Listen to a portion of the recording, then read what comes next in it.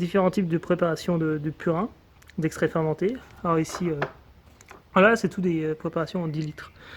Déjà de la tanésie, donc on reconnaît la sommité fleurie.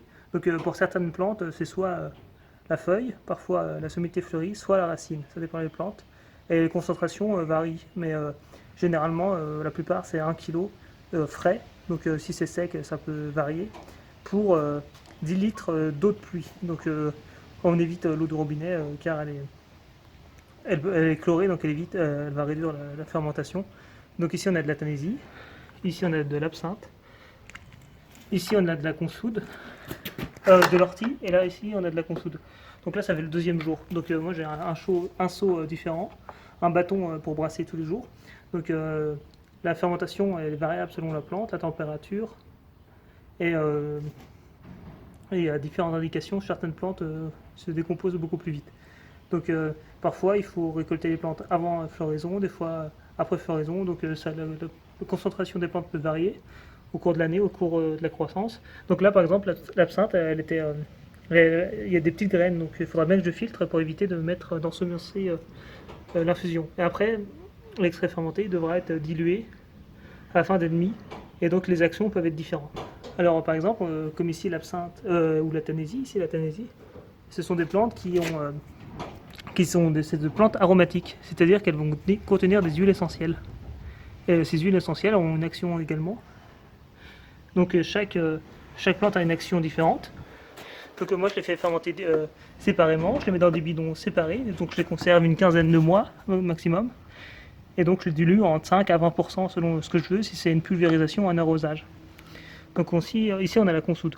Alors parfois certaines personnes vont les broyer, certaines vont les couper en petits morceaux. Donc il n'y a pas de technique parfaite, hein.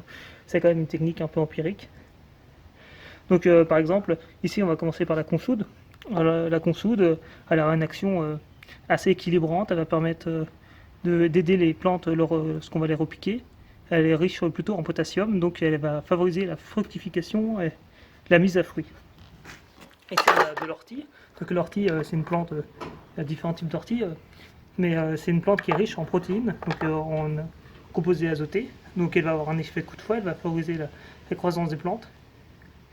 Donc parfois certains auteurs, certaines personnes vont leur accorder des vertus soit fongicides, soit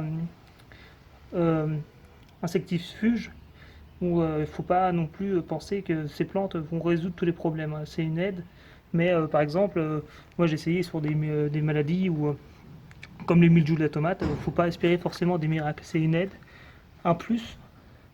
Donc là ici, c'est riche en azote. Ça donne un petit coup de fouet, ça peut aider à repousser certains insectes. Après ici on a de l'absinthe.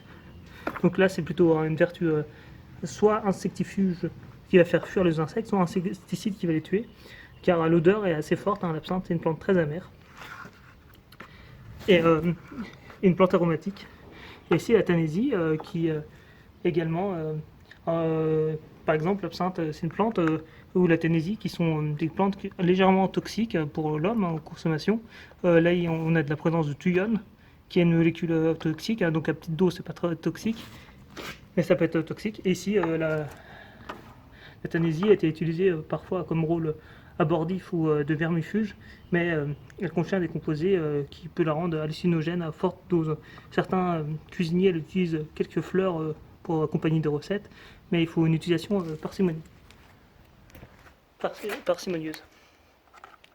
Au niveau de la consoude, certains la consomment, d'autres ne la consomment pas, car il y a des composés qui pourraient être nocifs au niveau du système digestif et du foie. Donc il faut consommer sur une très courte période avec des faibles quantités.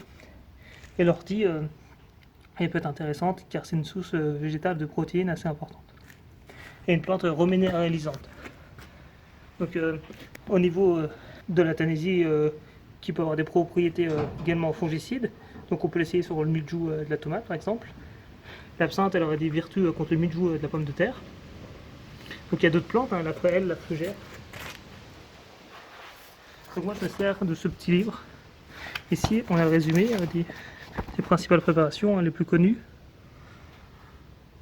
Et on a un tableau synthétique en termes de nombre de jours à laisser fermenter, en termes de plans, de propriétés. Donc on a la prêle également stimulante contre les maladies. Donc ce livre-là, il est très intéressant. Après, au niveau rôle insecticide, moi je l'ai essayé sur les dorifores, la Tanésie. Il faut se dire qu'un insecticide, même naturel, peut perturber la vie naturelle. Par exemple, si je veux tuer les dorifores, je peux tuer à côté des coccinelles ou des carabes qui vont être bénéfiques. Et donc n'importe quel insecticide, n'importe quelle intervention peut être néfaste pour l'environnement. Donc il y a d'autres plantes possibles, la bardane, on a l'achillée millefeuille, d'autres plantes. Donc moi je les fais séparément et après on peut faire des mélanges au dernier moment. Donc il faut non plus pas abuser des concentrations car ça peut être néfaste. Donc chaque plante est différente. Donc là je vais encore attendre 5-6 jours. Et alors, parfois on regarde une formation de bulles, des fermentations. Et après il faudra bien filtrer. Donc on peut utiliser parfois des vieux voiles de forçage, des vieux entonnoirs avec des vieilles éprouvettes et mettre dans des bidons et conserver une quinzaine de mois. Voilà pour la préparation des plantes, des principaux purins.